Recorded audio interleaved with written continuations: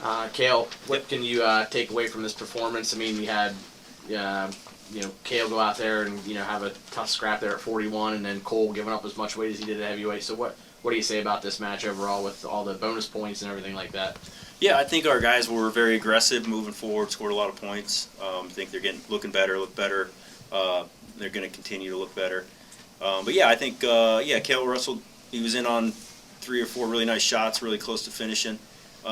So he's right there. And then Cole, he's got to figure out how to wrestle.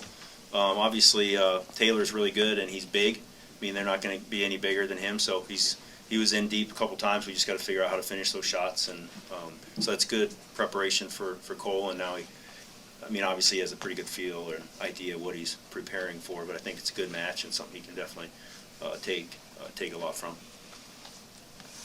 Hey, Cael, what were your thoughts on Rojo's match? Just seemed, he's been putting up a lot of offensive firepower, but today a little limited today.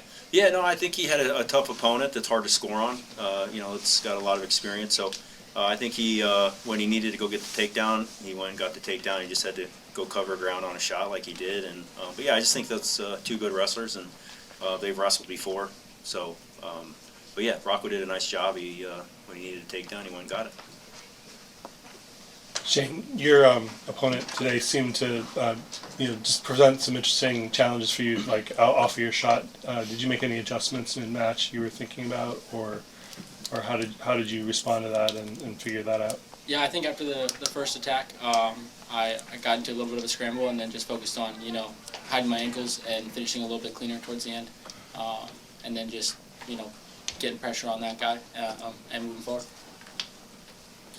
Hey, Cael. Yep. Should we expect to see more of PJ, or is that still like an ongoing competition with him and Joe Seeley? Yeah, that's a good question. I think I don't know how many dates. Is that PJ's 3rd date?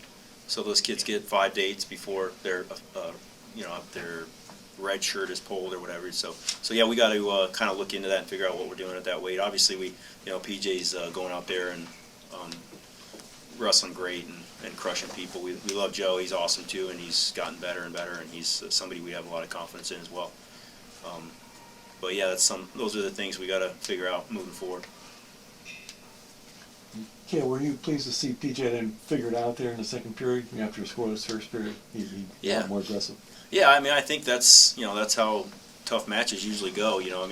We're so used to seeing highlight reels that you think you just go out there and score right away, but usually it's you got to wear guys down and use your time and then you start scoring points later on. So I think that's I thought he wrestled really well. He didn't get frustrated. He was really close to scoring a couple times, and just kind of got rolled through. And just again another really tough, tricky opponent. Lehigh does a really good job, and we have a lot of love and respect for them. Their program, they're going to show you what you need to work on, and we kind of count on that every year. And they're very well coached, and so I think they're ready to go. And our guys had to make those adjustments pretty much at every weight, as you guys have already pointed out.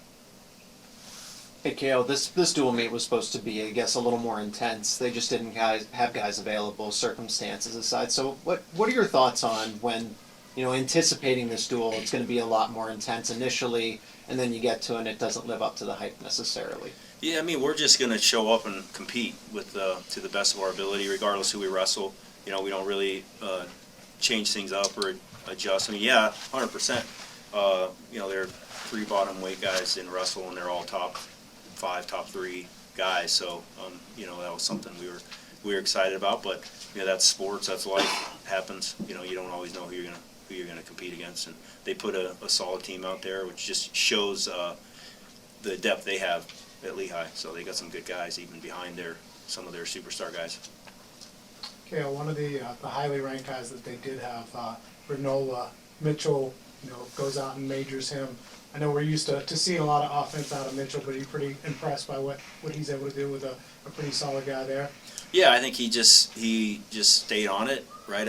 People are going to wrestle Mitchell more defensively, and they're going to move away from him, and kind of just like all of our guys. These guys are seeing the same thing. So yeah, it's all good practice, good preparation for all of our guys. Obviously Mitchell in that case, but yeah, tough opponent, and he just stayed on it and was, like you said, able to get a major against a really tough kid.